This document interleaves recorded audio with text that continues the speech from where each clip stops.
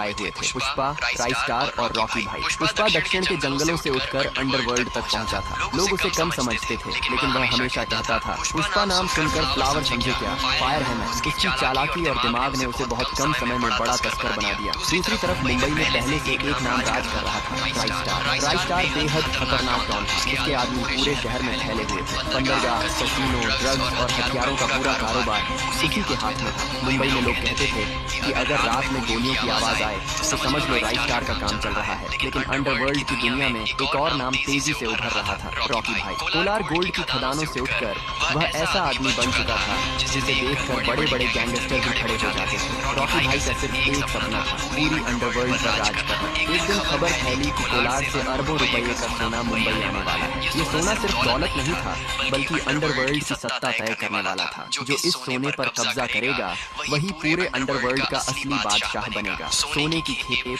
मुंबई के पुराने बंदरगाह पर पहुंचने वाली थी।